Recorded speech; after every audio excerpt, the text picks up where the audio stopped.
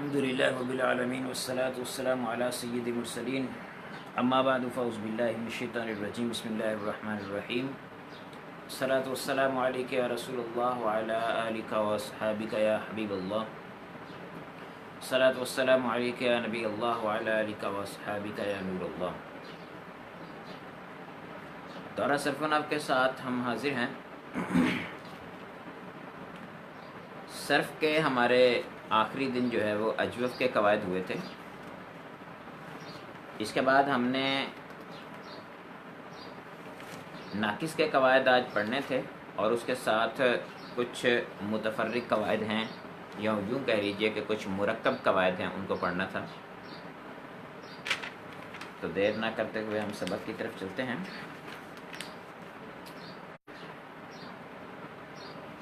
سبق نمبر 45 ہے جو آج ہم نے پڑھنا ہے قواعد کے حوالے سے۔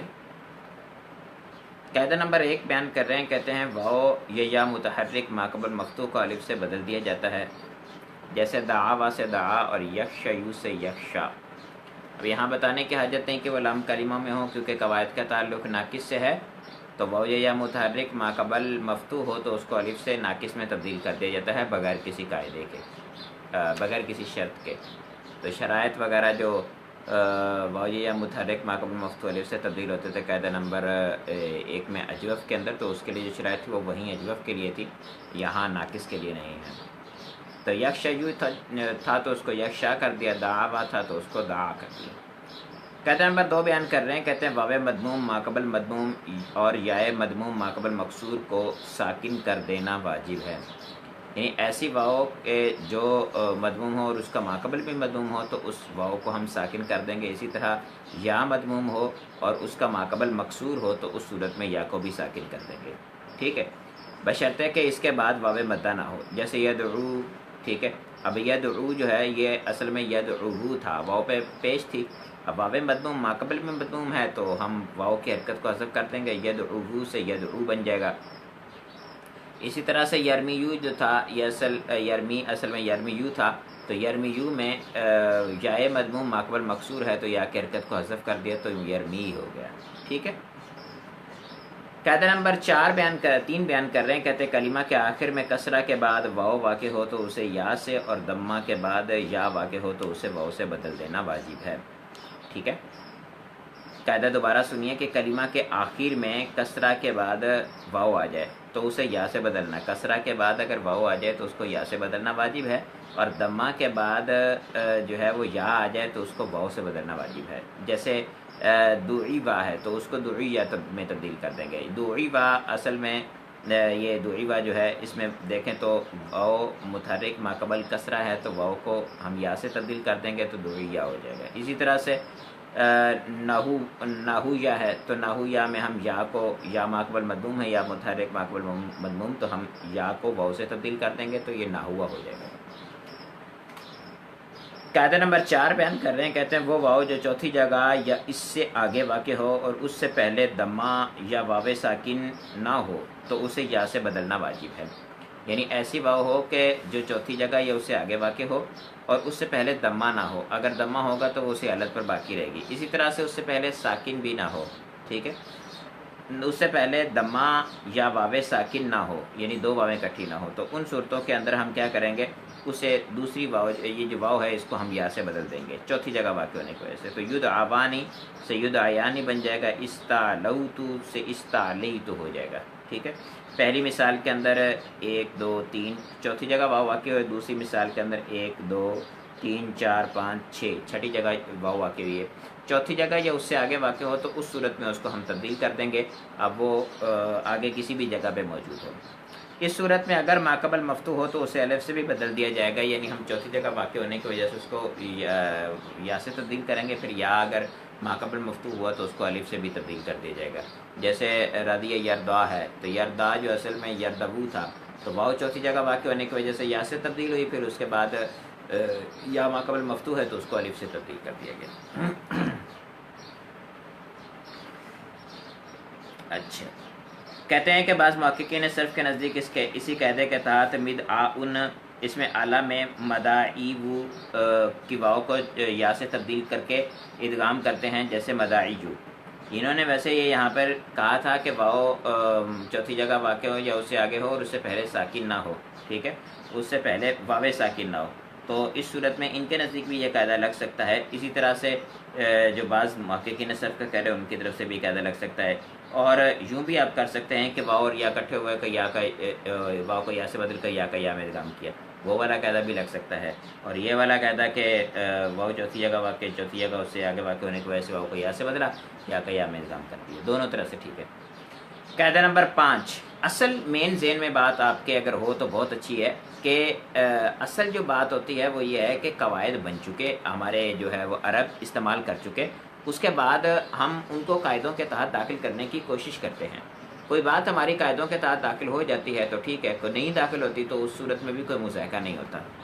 اسی طرح سے ہر جو صرفی ہوتا ہے وہ کوشش کرتا ہے کہ میں قاعدے کے تحت داخل کروں اور نتیجہ جو ہے وہ تاکہ سیم نکلے، ٹھیک ہے۔ بعض اوقات ایسا ہوتا ہے 3-4 صورتیں بناتے ہیں مختلف صرفی اپنے اختلافات کی بنا پر، کوئی کہتا ہے کہ نہیں یوں ہے، کوئی کہتا ہے یوں ہے، کوئی کہتا ہے یوں ہے، نتیجہ ایک ہی نکل رہا ہوتا ہے۔ تو آپ نتیجے پہ غور و فکر رکھا کریں کہ نتیجہ جو ہے وہ درست نکل رہا ہے تو اس صورت میں کسی کی بھی صورت کو اختیار کر لیں، ٹھیک ہوگا، صحیح ہے۔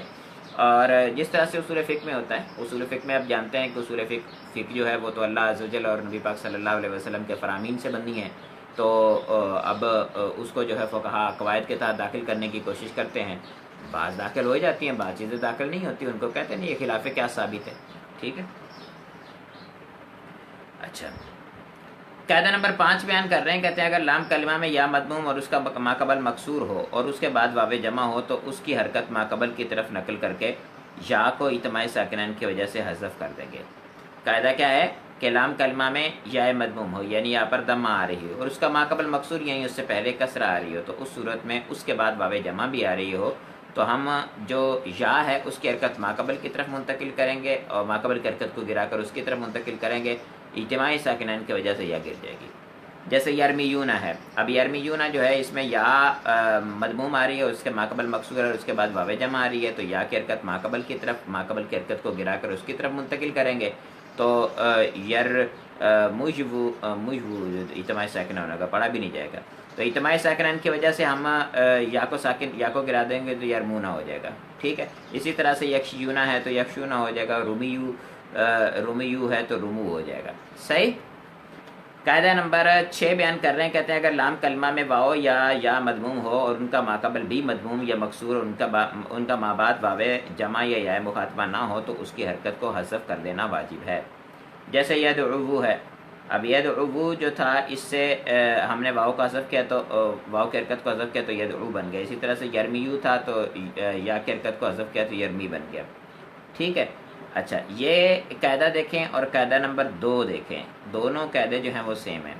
پیچھے قاعدہ نمبر 2 میں دیکھیں تو واو مضموم ماقبل مضموم اور یا مضموم ماقبل مکسور کو ساکن کر دینا واجب تھا، قاعدہ نمبر 2۔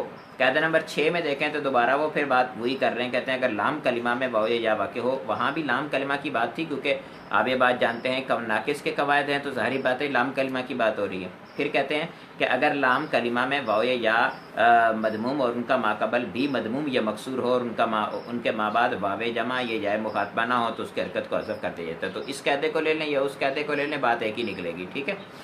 یہ 5 مرفوع صیغوں کے بارے میں یہ قاعدہ ہے۔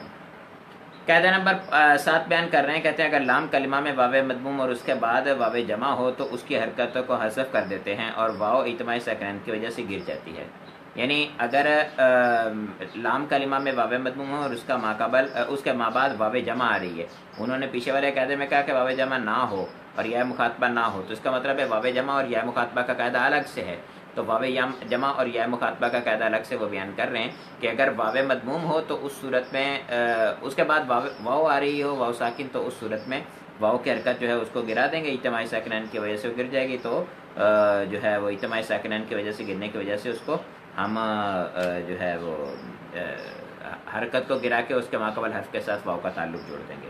ایک اور صورت یہ صورت بن سکتی ہے، جیسے یدعون ہے تو اس میں دیکھیں 2 واو کٹھی ہوگی، واو مضموم اور اس کا مابعد جو ہے وہ واو جمع آ رہی ہے، تو ہم واو کی حرکت کو حذف کر دیں گے، واو کی حرکت کو حذف کریں گے، اجتماعی ساکنین سے واو گر جائے گی تو یدعون ہو جائے گا۔ قاعدہ نمبر 8 بیان کر رہے ہیں، کہتے ہیں اگر لام کلمہ میں واو مکسور ہو یعنی واو کے نیچے کسرہ اور اس کا ماقبل مضموم ہو یا اور اس کے بعد یا مخاطبہ ہو تو اس کی حرکت ماقبل کو دے دیتے ہیں، ٹھیک ہے، اس کی حرکت ماقبل کو دے کر واو کسرہ کے بعد واقع ہونے کی وجہ سے یا سے بدل دیتے ہیں، اجتماعی ساکنین کے سبب اسے ساکت کر دیتے ہیں، جیسے تدعوینا ہے۔ اب تدعوینا جو ہے اس میں دیکھیں تو یا مخاطبہ، یہ یا مخاطبہ والا قاعدہ لگ رہا ہے، اب یا مخاطبہ کی وجہ سے واو جو ہے اس کا ماقبل واو کی مکسور کرنا پڑا، اب واو مکسور ہے تو اس واو کی کسرہ سے پہلے دیکھیں تو دمہ ہے، تو اس کی حرکت کو حذف کر دیں گے، اجتماعی ساکنین سے واو گر جائے گی اور پھر کسرہ کے یا کے مناسبت سے دمہ کو کسرہ سے تبدیل کر دیں گے تو یہ تدعینہ ہو جائے گا، ٹھیک ہے۔ اس کے بعد کہہ رہے ہیں قاعدہ نمبر 9، واو یا لام کلمہ میں الف زائدہ کے بعد واقع ہو تو انہیں حمزہ سے بدل دینا واجب ہے، جیسے دعاون کو دعاون اور استدعاون کو استدعاون۔ یہ قاعدہ ہم نے اجوف کے اندر جب پڑھا تھا قائل والا، تو اس کے اندر بھی میں نے آپ کو بتایا تھا، اصل قاعدہ یہ ہے کہ الف زائدہ کے بعد اگر کوئی حرف علت آ جائے تو اس کو ہم حمزہ سے تبدیل کر دیتے ہیں، بشرطے کہ التباس نہ ہو۔ التباس ہونے کی کچھ صورتیں ہیں جن کے اندر ہم تبدیل نہیں کرتے، اس کے علاوہ الف زائدہ کے بعد جب حرف علت آئے گا تو اس کو ہم حمزہ سے تبدیل کر دیں گے، حرف علت وہ واو آئے یا آئے، تو وہ قائلن کے اندر وہاں بھی قابلن تھا، باجیون تھا، تو اس کو ہم نے قابلن کو قائلن اور باجیون کو بائیون کر دیا تھا۔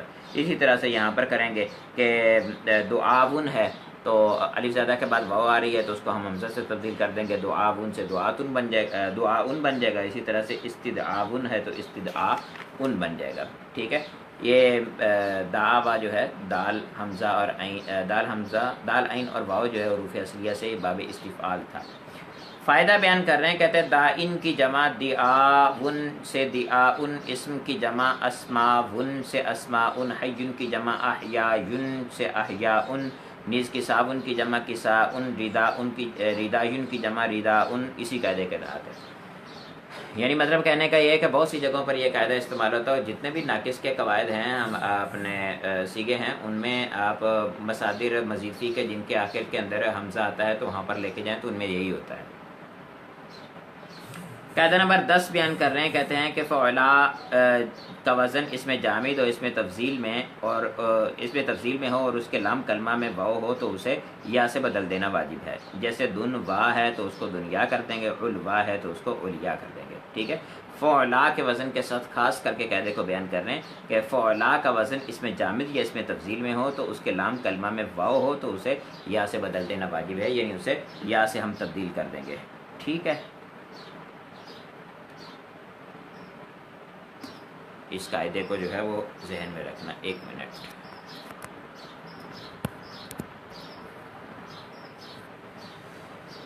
آج ہمارے یہاں موسم کچھ اچھا ہے، کم ہے گرمی، جس کی وجہ سے موبائل جو ہے وہ کوپریٹ کر رہے ہیں۔ قاعدہ نمبر 11 بیان کر رہے ہیں، کہتے ہیں فعلا اسمی کا لام کلمہ یا ہو تو اسے واو سے بدل دینا واجب ہے، جیسے فتیا ہے تو اسے فتوا سے تبدیل کر دیتے ہیں۔ یہ پچھلا فعلا کا تھا، یہ فعلا کا ہے، اس قاعدے کو دونوں کو مکس نہیں کرنا۔ پچھلا فعلا کا تھا، یہ فعلا کا قاعدہ ہے، تو فعلا میں پھر انہوں نے تقسیم کر دی، انہوں نے کہا کہ پیچھے فعلا کے اندر تو انہوں نے کہا تھا اس میں جامد سے ہو یا پھر اس میں تفضیل سے ہو، تو دونوں صورتوں میں ایک ہی قاعدہ لگتا ہے، لیکن فعلا کے ساتھ کہہ رہے ہیں فعلا اسمی کلام کلمہ۔ فعلا اسمی سے مراد یہ ہے کہ فعلا صفت کا صیغہ نہ ہو، فعلا کیونکہ صفت کا صیغہ بھی آتا ہے نا، اچھا، اچھان کی مؤنث آتی ہے اچھا، تو وہ فعلا صفت کا صیغہ ہوتا ہے، لیکن صفت کا صیغہ نہ ہو بلکہ اس میں جامد ہو، تو اس صورت میں کہتے ہیں فعلا اسمی کا لام کلمہ یا ہو تو اسے واو سے تبدیل کر دینا واجب ہے، جیسے فتیا سے فتوا ہو جائے گا، تقیا سے تقوا ہو جائے گا، صحیح ہے۔ فعلا اسمی وہ جو کسی دوسرے اسم کی صفت واقع نہ ہو، ٹھیک ہے، یعنی اسمی جب اسم کے ساتھ کہا جاتا ہے، کسی اسم کے وزن کے ساتھ کہا جاتا ہے یہ اسمی وزن ہو تو مطلب یہ ہوتا ہے کہ صفتی نہ ہو، صفت کے مقابلے میں اسم لے کے آتے ہیں، فعل کے مقابلے میں نہیں لے کے آ رہے۔ قاعدہ نمبر 12 بیان کر رہے ہیں، کہتے ہیں فعول ان کے آخر میں دو واویں جمع ہو جائیں تو دونوں کو یا سے بدل کر ان میں ادغام کرنا واجب ہے۔ فعول یہ صفت جو جمع کا صیغہ ہے یہ، ٹھیک ہے۔ فعول کے آخر میں دو واویں جمع ہو جائیں، یعنی پہلے ایک تو واو ہے اور ایک جو ہے وہ لام کلمہ کی واو جمع ہو جائے، تو اس صورت میں وہاں پر دو واویں جمع ہو جائیں گی، تو اس صورت میں کہتے ہیں کہ اگر آخر میں دو واویں جمع ہو جائے تو دونوں کو یا سے بدل کر ان میں ادغام کرنا جو ہے وہ واجب ہے، ٹھیک ہے۔ اور بعد ادغام عین کلمہ کا دمہ کسرہ سے بدل جائے گا، کیونکہ جب واو ہو جائے گی تو پھر اس صورت میں واو یا سے تبدیل ہو جائے گی، تو پھر یا کو دمہ سے تبدیل کرنا، یا کے ماقبل کو دمہ دینا پڑ جائے گا۔ ٹھیک ہے، اور پھر اس میں ادغام تو پہلے ہی ہو چکا، وہ یا ساکن ہے۔ کہتے ہیں جیسے دلوبن ہے، اب دلبن کی جمع آتی ہے فعولن کے وزن پر دلوبن۔ اب اس میں ہم کیا کریں گے، دوسری واو جو ہے اس کو یا سے تبدیل کریں گے، تو یا سے تبدیل کرنے کی وجہ سے دو واویں اکٹھی ہو گئی تو دونوں کو یا سے تبدیل کر دیں گے۔ ایک واو کو اصل قاعدہ یوں ذہن میں رکھیں کہ اس کو ہم چوتھی جگہ واقع ہونے کی وجہ سے آخری واو کو ہم نے یا سے تبدیل کیا۔ آخری واو کو جب ہم نے یا سے تبدیل کیا تو دو، ایک واو اور ایک یا اکٹھی ہوئی، اور واو کو یا سے دوسری واو جو تھی اس کو بھی یا سے تبدیل کر دیا۔ اب دو واویں اکٹھی ہو گئی، دو یایں اکٹھی ہو گئی تو ان کا کر دیا ادغام۔ ادغام کرنے کے بعد ماقبل میں دیکھا تو اس صورت میں جو ہے وہ ما تھا اس کو بھی کسرے سے تبدیل کر دیا، تو دلوبن جو تھا وہ پہلے دلوجن اور پھر دلوجن اور پھر دلیجن بن گیا، دلیجن بن گیا۔ اب دمہ سے کسرہ کی طرف خروج ہو رہا تھا تو اس میں تخفیفاً جو ہے وہ یہ بھی جائز ہے کہ آپ دال کی جو دال کی دمہ ہے اس کو کسرہ سے تبدیل کر دیں، دلیجن کی بجائے دلیجن کرتے ہیں، صحیح ہے۔ تو کہ یہاں کے قاعدہ انہوں نے تھوڑا تبدیل کر کے بیان کیا، انہوں نے کہا ہے کہ فعول کا وزن ہو اور اس میں دو واویں جمع ہو جائیں، دو واویں جمع ہوں گی تو دوسری واو ہے وہ چوتھی جگہ واقع ہونے کی وجہ سے یا سے تبدیل ہوگی، یا سے تبدیل ہونے کے بعد پھر واو اور یا اکٹھے ہوں گے تو اجتماع واو اور یا کی اجتماع کی وجہ سے واو کو یا سے بدل کر یا کا یا میں ادغام کریں گے۔ یہ قاعدے دونوں آپ پڑھ چکے ہیں پہلے، تو یہ قاعدہ نمبر 12 جو ہے یہ اضافی قاعدہ ہے، اس کا پچھلے سے تعلق نہیں ہے، یعنی پچھلے سے تعلق ہے، یہ نیا قاعدہ ہے۔ قاعدہ نمبر 13 بیان کر رہے ہیں، کہتے ہیں فعالت ان کے وزن پر آنے والی ناقص کی ہر جمع میں فا کلمہ کی حرکت کو دمہ سے بدل دینا واجب ہے۔ یہ پیچھے بھی بات ہوئی تھی جب اس کے اوزان آئے تھے۔ اب دعوتن ہے تو اس میں واو کو ماقبل مفتوح ہونے کی وجہ سے الف سے بدل دیا تو دعاتن ہو گیا، پھر واو کو جو اپنا عین کلمہ کو ہم دمہ سے فا کلمہ کو دمہ سے تبدیل کر دیں گے فتح کو، تو دعاتن ہو جائے گا۔ اسی طرح سے نحواتن کی نحاتن، اور اسی طرح سے راوی کی رواتن آتی ہے، جمع دیکھی ہوگی۔ قاعدہ نمبر 14 بیان کر رہے ہیں، کہتے ہیں ہر وہ واو جو اس میں معرب کے لام کلمہ میں دمہ کے بعد واقع ہو اسے یا سے بدل کر ماقبل دمہ کو کسرہ سے بدل دینا واجب ہے۔ وہ واو جو اس میں معرب کے لام کلمہ میں دمہ کے بعد واقع ہو، لام کلمہ میں دمہ کے بعد واقع ہو تو اسے یا سے بدل کر ماقبل دمہ کو کسرہ سے بدل دیتے ہیں۔ جیسے عدلون ہے تو اس کو عدلون کر دیا، اور پھر جو ہے وہ اجتماع اپنا یا پہ دمہ دشوار تھا، دمہ گرایا تو اجتماع ساکنین کی وجہ سے یا بھی گئی گئی تو عدلون سے عدلین ہو گیا۔ یہاں پر بھی اگر آپ دیکھیں غور کریں تو آپ کو یہ سمجھ میں آئے گی بات کہ یہاں پر چوتھی جگہ واو واقع ہونے کی وجہ سے اس کو یا سے بدلا، ٹھیک ہے، اور یا سے بدل کر جو ہے وہ عدلون کو عدلون کر دیا، عدلون پہ یا پہ دمہ دشوار ہے تو عدلین بن گیا۔ اسی طرح سے وہ کہہ رہے ہیں کہ یہ اور قواعد اور جگہوں پہ بھی لگتا ہے، باب تفاعل اور تفاعل کے جو مصدر ہیں ان میں بھی لگتا ہے، تعلون اور تعلن سے تعلن، تعلن سے تعلین ہو گیا، اسی طرح سے تعالون ہے تو اسے تعالین اور تعالین ہو گیا، صحیح ہے۔ اسی طرح سے اور جگہوں پہ بھی یہ قاعدہ لگتا ہے، لیکن آپ یہ ذہن میں رکھیں کہ اس قاعدے کے اندر یہ چوتھی جگہ واقع ہونے کی وجہ سے یا سے تبدیلی ہوئی اور اس کے بعد اس میں تبدیلی یہ کی گئی۔ قاعدہ نمبر 14 بھی اضافی ہے۔ اس کے بعد کہہ رہے ہیں کہ اس سے پہلے کسرہ ہو تو بھی یا ساکن ہو کر گر جاتی ہے، جیسے زبیون ہے تو اس کی جمع ازبیون آتی ہے تو ازبیون سے ازبین ہو جائے گی۔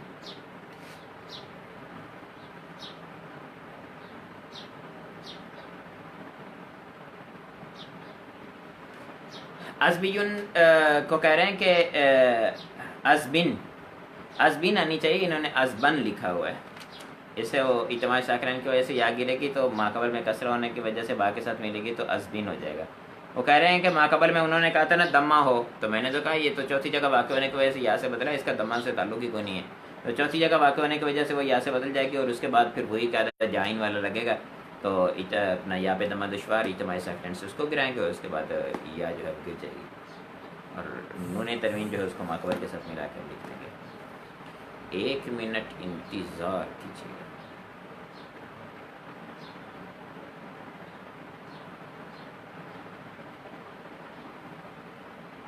جی آ جائیے نام کی طرف۔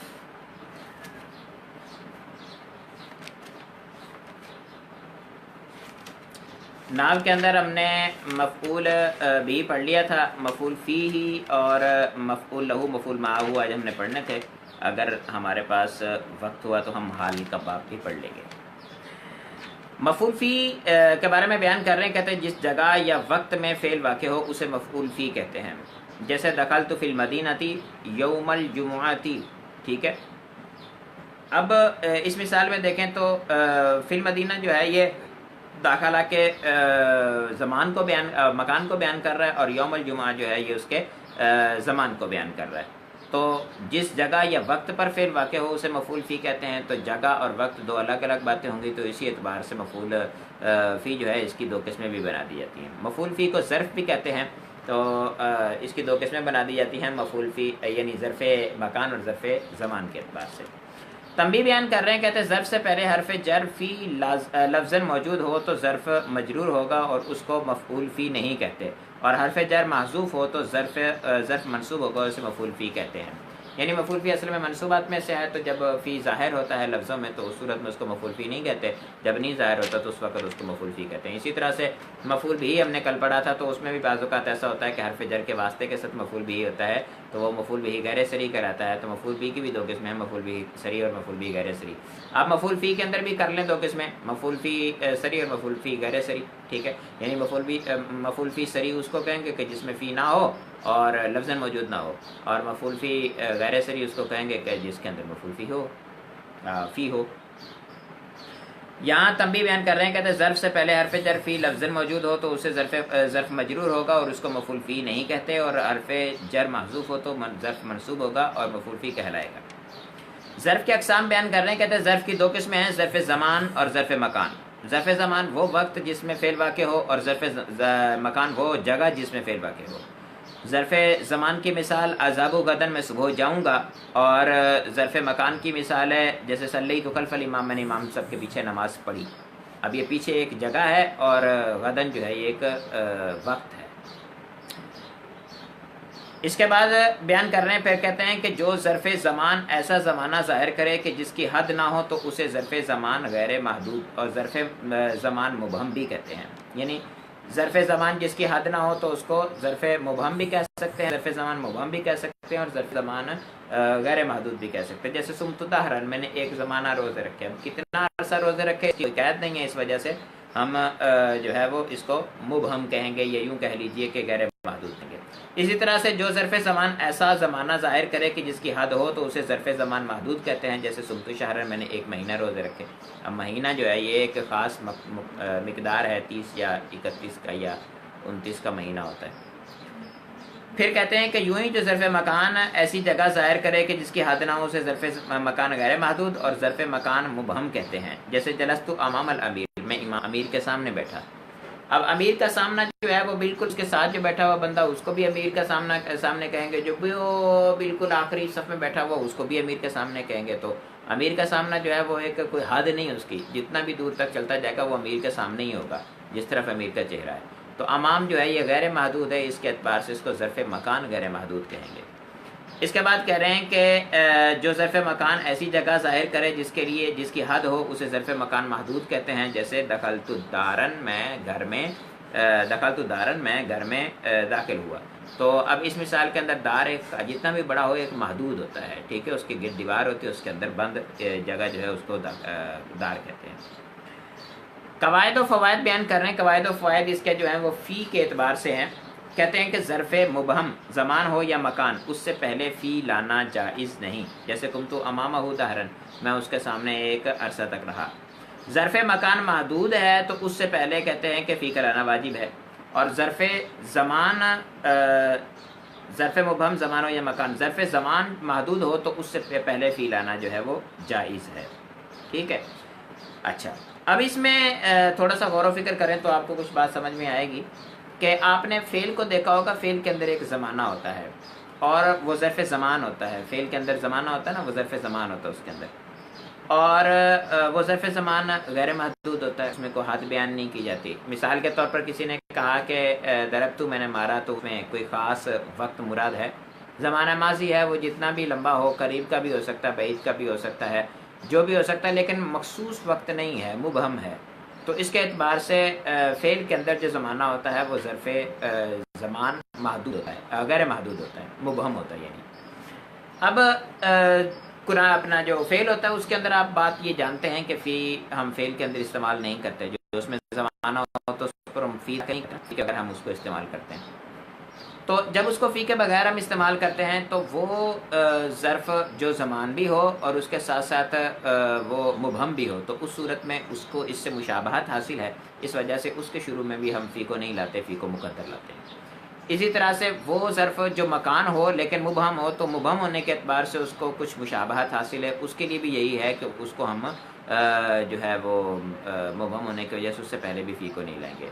رہا ظرف مکان، ظرف زمان غیر مبہم یعنی محدود، تو اس صورت میں ظرف زمان تو ہے، اس اعتبار سے اس کو مشابہت حاصل ہے، لیکن غیر مبہم ہونے کی وجہ سے یعنی وہ محدود ہے، تو اس صورت میں اس کی جو مشابہت ہے اس میں نقص آ گیا، نقص آنے کی وجہ سے ہم نے اس میں کہا کہ فی کو لائیں تب بھی جائز ہے، نہ لائیں تب بھی جائز ہے۔ رہ گیا ظرف مکان محدود، تو اس صورت میں اس کو کسی صورت بھی مشابہت حاصل نہیں ہے فعل کے ظرف سے، کہ فعل میں جو ظرف ہے وہ زمان ہوتا ہے اور یہ مکان ہے، اور فعل کے اندر جو ظرف ہوتا ہے وہ غیر محدود نہیں ہوتا، تو یہ محدود ہے۔ تو اس صورت میں جو ہے وہ دونوں باتوں میں اس میں مشابہت نہیں ہے، تو اس لیے اس پر فی کا داخل کرنا جو ہے واجب ہے۔ یاد رکھنے کے لیے انتہائی آسان بات ہے، اس اعتبار سے یاد رکھیں گے تو بہت اچھی طرح سے یاد رہے گا۔ قرینہ بیان کر رہے ہیں، کہتے ہیں کہ قرینہ ہو تو فعل مفعول فی کے فعل کو حذف کرنا جائز ہے۔ جیسے کوئی پوچھے کہ متی تصوم، تم کب روزہ رکھو گے، جواب میں کہا غدن، کل، تو اس کا معنی ہوگا اصوم غدن، میں کل روزہ رکھوں گا۔ تو مفعول فی کے عامل کو حذف کرنا جو ہے وہ اس طرح سے قرینے کی صورت میں جائز ہے۔ یہ مفعول بھی کے اندر بھی اسی طرح سے بیان کیا گیا تھا۔ حالیہ یا مکالیہ قرینہ ہو، یہ انہوں نے مکالیہ قرینے کی مثال دی، حالیہ قرینہ ہو تب بھی ایسا ہوتا ہے۔ قرینے کی دو قسمیں، قرینہ حالیہ بھی ہوتا ہے اور قرینہ مکالیہ بھی ہوتا ہے۔ قرینہ حالیہ اس کو کہتے ہیں کہ بندے کی حال جس بات کی طرف اشارہ کرے، قرینہ اشارے کو کہتے ہیں نا، تو بندے کی حالت جس بات کی طرف اشارہ کر رہی ہو اس کو کہتے ہیں قرینہ حالیہ، اور بندے کی گفتگو جس بات کی طرف اشارہ کر رہی ہو اس کو کہتے ہیں قرینہ مکالیہ۔ ٹھیک ہے، تو قرینہ حالیہ بھی ہو سکتا ہے، قرینہ مکالیہ بھی ہو سکتا ہے، اس کی وجہ سے ہم اس کے شروع سے اس کے عامل کو حذف کر سکتے ہیں۔ اسی طرح سے جس طرح سے اس کے عامل کو حذف کر سکتے ہیں اس طرح سے ان کو خود کو بھی حذف کر سکتے ہیں بعض اوقات، جب حاجت نہ ہو، مثال کے طور پر۔ مفعول لہو اور مفعول معہو کا بیان کر رہے ہیں، سبق نمبر ثانی والثلاثون ہے، یعنی 32واں سبق۔ کہتے ہیں کہ جس مفعول کا سبب فعل واقع ہو اسے مفعول لہو یا مفعول لاجلہ کہتے ہیں، یعنی ماقبل فعل جو آ رہا ہے اس کے بعد ایک مصدر آ رہا ہے اور وہ مصدر اس ماقبل فعل کی وجہ علت بیان کر رہا ہو تو اس کو مفعول مطلق مفعول لہو کہیں گے۔ ٹھیک ہے، مثال دے رہے ہیں جیسے قمت اکرامن، میں عزت کرنے کے لیے کھڑا ہوا۔ اب کامہ جو فعل ہے اس فعل کی علت وجہ بیان کر رہے ہیں، اکرامن، میں اس کی عزت کرنے کی وجہ سے کھڑا ہوا۔ سألت جہلن، میں نے جہالت کی بنا پہ سوال کیا، یعنی میں نے اس لیے سوال کیا کہ مجھے خود پتہ نہیں تھا، ٹھیک ہے، مجھے جہل تھی۔ اب جہالت جو ہے یہ علم کے مقابل میں آتی ہے، اردو کے اندر تو اس کو عیب لیا جاتا ہے، لیکن یہ ویسے کسی بات کا علم نہ ہونا اس پر دلالت کرنے کے لیے بندہ یہ کہہ سکتا ہے کہ مجھے نہیں پتہ، مجھے نہ پتہ ہونے کی جگہ پہ وہ کہہ سکتا ہے کہ میں اس سے جاہل ہوں۔ ٹھیک ہے، تو یہ کوئی مذمت کا لفظ نہیں ہوتا عربی میں۔ تو سألت جہلن، میں نے جہل کی وجہ سے، جہالت کی وجہ سے سوال کیا۔ جہالت کی وجہ سے سوال کرنے کا مطلب ہے کہ مجھے پتہ نہیں تھا، عدم علم کی بنا پر میں نے سوال کیا۔ مفعول لہو منصوب ہوتا ہے، لیکن اگر اس سے پہلے حرف جار آ جائے تو مجرور ہو جائے گا، اور اس صورت میں یہ مفعول لہو نہیں کہلائے گا۔ وہی صورت حال مفعول فی والی، مفعول بہ والی، جیسے میں نے آپ کو عرض کیا تھا کہ مفعول بہ کے شروع میں بھی حرف جار آ جاتے ہیں، اس صورت میں ہم اس کو مفعول بہ غیر صریح کہہ دیتے ہیں۔ اسی طرح مفعول فی کے شروع میں بھی حرف جار بعض اوقات آ جاتا ہے، بعض اوقات نہیں آتا، اس کے تو حذف کرنے اور ذکر کرنے کی ہم نے دونوں صورتیں پڑھ بھی لی ہیں۔ اور اسی طرح سے اس کے شروع میں بھی حرف جار کبھی لام آ جاتا ہے کبھی نہیں آتا، حرف جار لام کو حذف کر کے ہمیں نصب دے کے دینے کی صورت جو ہے وہ پڑھیں گے۔ ایک تو یہ ہے کہ وہ ماقبل فعل کی علت بیان کر رہا ہو، تو دوسری شرط یہ ہے کہ اس کا فاعل اور ماقبل فعل کا فاعل دونوں ایک ہوں۔ ٹھیک ہے، اس کا فاعل اور ماقبل فعل کا فاعل جو ہے وہ دونوں ایک ہوں اور دونوں کا زمانہ ایک ہو، تو اس صورت میں مفعول لہو جو ہے اس کے شروع میں آپ حذف کر سکتے ہیں لام کو، حرف جار کو، اور اس کے ساتھ اس کو نصب دے سکتے ہیں۔ اس کے علاوہ صورتحال میں اس کو نصب نہیں دے سکتے۔ اب مثال ہم نے ابھی جو پڑھی ہے سمتو اپنا قمت اکرامن، تو کامہ فعل جو ہے اس کا جو فاعل ہے وہ انا ضمیر ہے، یعنی قمت میں کھڑا ہوا، ٹھیک ہے، متکلم واحد متکلم اس کا فاعل ہے، تو جو ہے اکرام عزت کی کس لیے میں کھڑا ہوا؟ عزت کے لیے کھڑا ہوا. تو عزت کس نے کی؟ اسی بندے نے کی جو کھڑا ہوا. تو ما قبل فعل کا فاعل اور اکرام کا فاعل دونوں کا فاعل ایک ہے. ایک شرط پوری ہوئی. دوسری شرط کیا تھی؟ کہ دونوں کا زمانہ ایک ہو. جب وہ کھڑا ہوا تھا اسی وقت عزت کر رہا تھا تو دونوں کا زمانہ بھی ایک ہے. اس اعتبار سے ان کے دوسری شرط بھی پوری ہوگی. تو اب ہمیں اس کا حذف کرنا جائز ہو گیا. دوسری مثال استاد صاحب نے دی تھی سوال تو جہلن، میں نے جہالت کی بنا پہ سوال کیا. تو سوال کس نے کیا؟ میں نے کیا. تو جہالت کس کو تھی؟ وہ بھی مجھے تھی. دونوں چیزوں کا فاعل میں ہوں تو اس وجہ سے ایک شرط پوری ہوئی. دوسری کہ سوالہ جو فعل ہے اس کا زمانہ ماضی ہے اور جہالت بھی ماضی میں، یعنی جس وقت میں نے سوال کیا اسی وقت مجھے جہالت تھی. ٹھیک ہے، دونوں کا زمانہ بھی سیم ہے، اس وجہ سے اس کو حذف کرنا جائز ہے. اب واجب ہے. مفعول لہو منصوب ہوتا ہے لیکن اگر اس سے پہلے حرف جار آ جائے تو مجرور ہو جائے گا، اور اس صورت میں مفعول لہو نہیں کہلائے گا. جیسے قمت للاستاذ، میں استاذ کے لیے کھڑا ہوا. وقفت من المطر، میں بارش کی وجہ سے ٹھہرا. اخذت امراۃ فی الحرۃ، عورت کو بلی کے معاملے میں اس کا مواخذہ کیا گیا. اب ان مثالوں میں دیکھیں تو کاما فعل جو ہے اس کے آگے استاذ جو ہے وہ تو مصدر ہی نہیں ہے، اس کا فاعل کہاں سے ہوگا؟ اسی طرح وقفت من المطر، میں بارش کی وجہ سے ٹھہرا، بارش بھی مصدر نہیں ہے جس کا وہ فاعل ہو. اس کے بعد کہہ رہے ہیں کہ اخذت امراۃ فی الحرۃ، اس مثال میں بھی ہرہ جو ہے وہ مصدر ہی نہیں ہے. اس کے بعد کہہ رہے ہیں کہ مفعول لہو مصدر نہ ہو تو اس سے پہلے حرف جار لانا واجب ہے. جیسے یہ پچھلی صورتیں تھی اس صورت میں حرف جار لانا واجب ہے. حرف جار لانا واجب ہے. حرف جار وہ ہونا چاہیے جو علت بیان کرے، وجہ بیان کرنے کے لیے لایا گیا ہو. ٹھیک ہے، تو وجہ بیان کرنے کے لیے لایا جانے والا حرف علت جو ہے وہاں پر چلے گا. وہ کوئی بھی ہو سکتا ہے، اس کے لیے ضروری نہیں ہے کہ وہ لام جاری ہو، کیونکہ آپ جانتے ہیں اس کے علاوہ من حرف جار بھی علت بیان کرنے کے لیے لایا جاتا ہے، فی بھی لایا جاتا ہے اور لام بھی لایا جاتا ہے، اور بھی کچھ حروف جو ہیں مجازی معنی کے اندر اپنے علت کا معنی دے دیتے ہیں. کہتے ہیں مفعول لہو مصدر نہ ہو تو اس سے پہلے حرف جار لانا واجب ہے. مصدر ہو تو حرف جار لانا یا نہ لانا دونوں جائز ہے. جیسے جئت للماء، قمت اکراما یا للاکرامی. ٹھیک ہے، لیکن یہ اکرامن اسی صورت میں لے کے آئیں گے جب میں نے جو آپ کو دو شرائط عرض کی ہیں وہ ہوں گی، تو تب ہم اکرامن لے کے آئیں گے، وگرنہ للاکرام ہی لے کے آئیں گے. مفعول معاو کی تعریف بیان کر رہے ہیں. کہتے ہیں وہ مفعول جو مفعول واو بمانا معا کے بعد آئے اسے مفعول معاو کہتے ہیں. اس میں بہت بڑی غلطی طلبہ یہ کرتے ہیں، وہ یہ سمجھتے ہیں کہ جی جو واو بمانا معا کے بعد آئے گا تو وہ تو مفعول معاو ہوگا ہی ہوگا، تو جو معا کے بعد آ جائے تو وہ تو بدرجہ اولا مفعول معاو ہونا چاہیے، جبکہ ایسا نہیں ہے. مفعول معاو صرف اسی صورت میں ہوگا کہ جب وہ واو بمانا معا کے بعد آئے گا. اگر واو بمانا معا کے علاوہ آتا ہے، معا کے ساتھ آتا ہے، تو وہ مفعول معاو نہیں ہوگا، بلکہ ساتھ کا معنی دے رہا ہے تو اندہ والا معنی ہے، تو یہ ظرف مکان کی مثال ہے، تو اس صورت میں مفعول فی بنتا ہے. وہ جو مفعول واو بمانا معا کے بعد واقع ہو، بعد آئے، اسے مفعول معاو کہتے ہیں. مفعول معاو ہمیشہ منصوب ہوتا ہے. جیسے جاء البرد والجباتی، مشہور زمانہ مثال، بہت سی کتابوں کے اندر یہی مثال ذکر کی جاتی ہے کہ سردی آئی جبوں کے ساتھ. اب واو بمانا معا ہے، مال جبہ آتی ہے. ٹھیک ہے، یعنی چیک کرنے کا طریقہ یہ ہوتا ہے کہ ہم واو کی جگہ پہ معا رکھ کے دیکھیں تو اس صورت میں معنی ٹھیک بنتا ہے، تو اس صورت میں وہ مفعول معاو بن رہا ہے، واو بمانا معا ہے. اگر ایسا نہ ہو تو پھر واو بمانا معا نہیں ہے. اچھا، اب جب واو آ جائے گی ہمارے پاس معا کے معنی کے اندر، تو اس صورت میں بعض اوقات ایسا بھی ہو سکتا ہے کہ ہمیں قرائن جو ہیں وہ کلیئر نہ ہو، تو اس کی وجہ سے ہمیں یہ بھی ہو سکتا ہے کہ پتہ نہیں اس پہ عطف ہو رہا ہے، پتہ نہیں اس صورت میں ہم مفعول معاو بنائیں تو کیا بنائیں اس صورت کے اندر. تو اس کو پہچاننے کے لیے انہوں نے 4 صورتیں استاد صاحب نے یہاں پر بیان فرمائی ہیں. فرماتے ہیں کہ عطف جائز ہو اور تو واو کو عاطفہ لینا یا بمانا معا کے لینا دونوں جائز ہیں. یعنی ایسی صورت ہے کہ جہاں پر عطف بھی لیا جا سکتا ہے اور واو معیت کی بھی لی جا سکتی ہے، تو اس صورت میں آپ کو اجازت ہے کہ آپ واو معیت کی لے لیں یا عطف لے لیں، دونوں جائز ہیں. اچھا، پھر کہہ رہے ہیں کہ استاد صاحب کے عطف جائز ہو تو واو کو عاطفہ یا ما کے معنی لینا دونوں جائز ہیں. عاطفہ لیں گے تو بعد والا اسم اعراب میں ما قبل کے مطابق ہوگا، اور ما کے معنی میں لیں گے تو بعد والا اسم منصوب ہوگا. یہ تو آپ بات جانتے ہی ہیں. یہ تو ہمارا دورہ صرف و نحو ہے نا، ابتدائی طور پر تو کوئی صرف و نحو نہیں پڑھ رہا، تو آپ کو پتہ ہوگا توابع کے اندر عطف بھی آتا ہے، تو یہ توابع میں سے چلا جائے گا. اور توابع جو ہوتے ہیں وہ سارے کے سارے اعراب میں کم از کم ایک دوسرے کے تابع ضرور ہوتے ہیں، یعنی مطلوب کے تابع ہوتے ہیں سارے کے سارے. تو یہ بنے گا معطوف، تو معطوف علیہ کے ظاہری بات تابع ہوگا، تو اس کا جو اعراب ہوگا وہی اس کا اعراب ہوگا. نصب بھی ہو سکتی ہے لیکن جر بھی ہو سکتی ہے، اور فتح بھی ہو سکتا اپنا نصب دمہ بھی ہو سکتی ہے، یعنی حالت رفع بھی ہو سکتی ہے.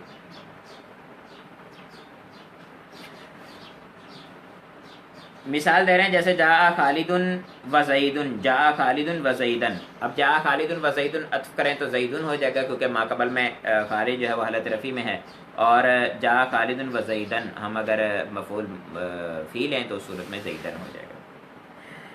دوسری صورت بیان کر رہے ہیں، کہتے ہیں اگر عطف جائز نہ ہو تو واو کو بمعنی ما لینا ضروری ہے، جیسے جاء و زیدن، یعنی اگر عطف جائز نہ ہو. اب عطف جائز نہ ہونے کی یہاں پر وجہ کیا ہے؟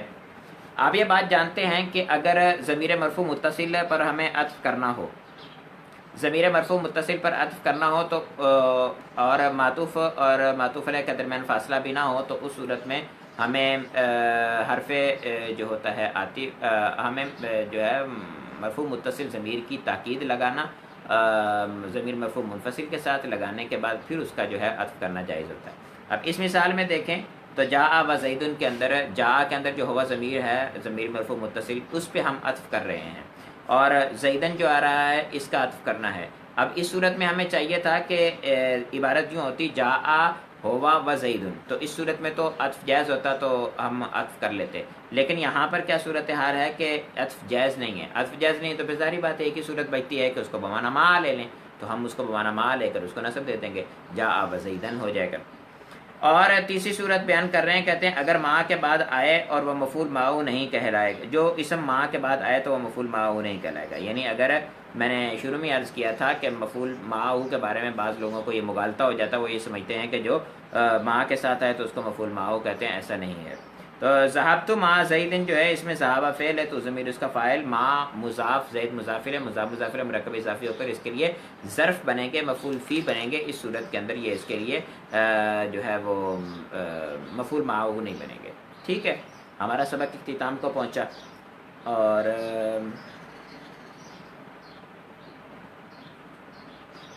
ٹائم ہے ہمارے پاس، ہم حال کا سبق بھی پڑھ لیتے ہیں. حال کے بارے میں ایک بیان کر رہے ہیں، کہتے ہیں جو لفظ فاعل یا مفعول کی حالت بیان کرے اسے حال، اور اس فاعل یا مفعول کو ذوالحال کہتے ہیں. یعنی جس کی حالت کو بیان کرے گا اس کو حال کہیں گے، اور جس کی حالت کو بیان کرے گا اس کو ذوالحال کہیں گے، اور جو حالت بیان کرے گا اس کو حال کہیں گے.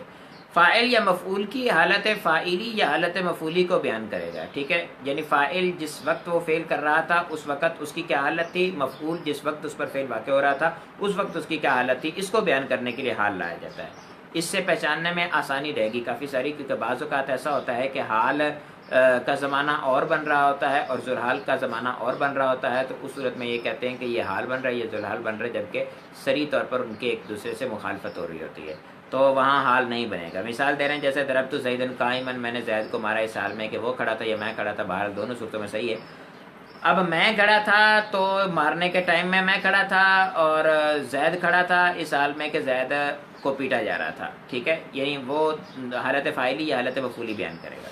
لقیت زیدن راکبین، میں زید کو ملا اس حال میں کہ میں سوار تھا، ہم دونوں سوار تھے. اب دیکھیں ملنے کے ٹائم میں بھی سوار تھا، زید بھی سوار تھا، تو دونوں پر جب فعل میرے سے صادر ہوا اور اس پر واقع ہوا اس وقت کی یہ حالت ہے کہ دونوں سوار تھے.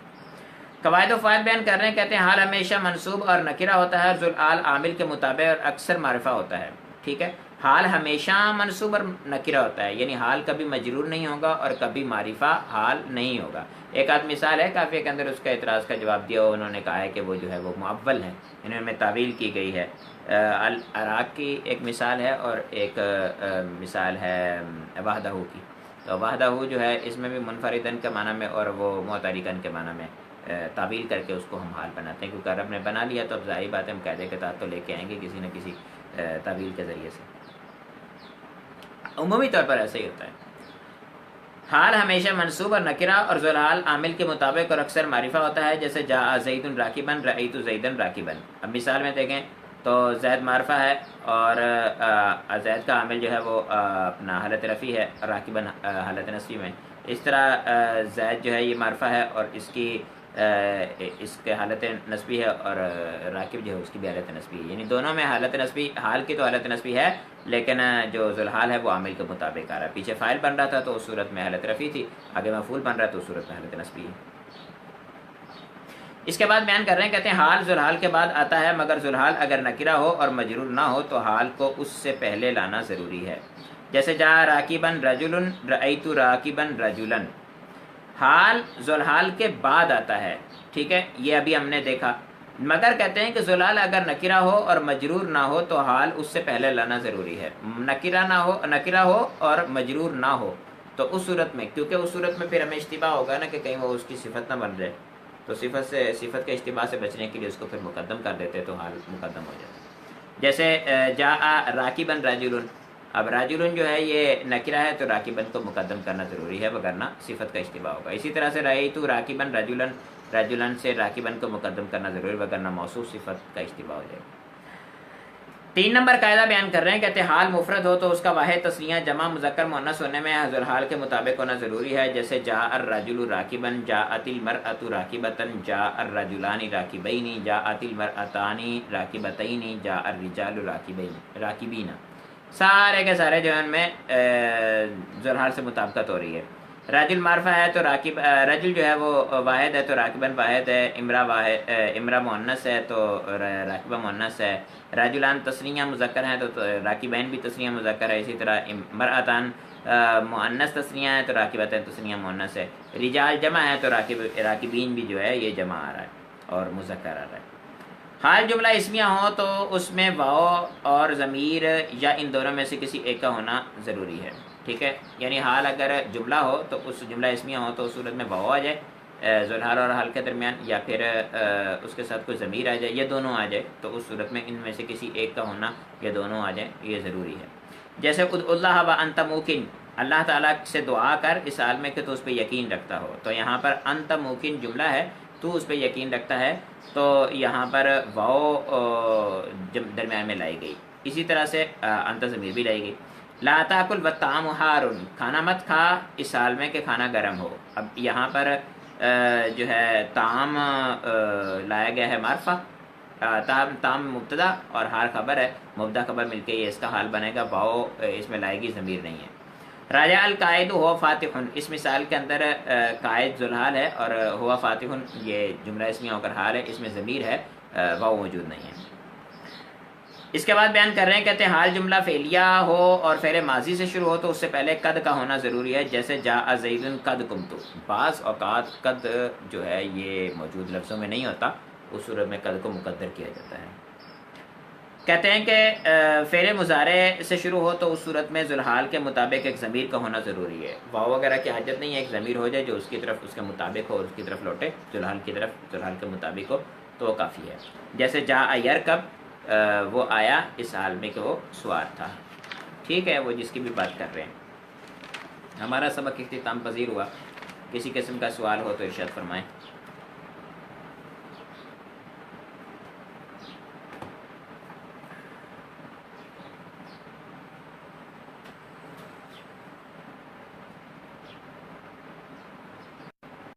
جی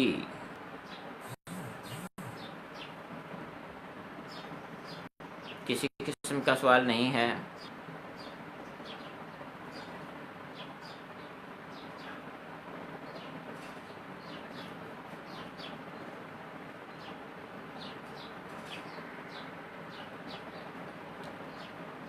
ٹھیک ہے، دعا میں یاد رکھیے گا۔ السلام علیکم ورحمۃ اللہ وبرکاتہ۔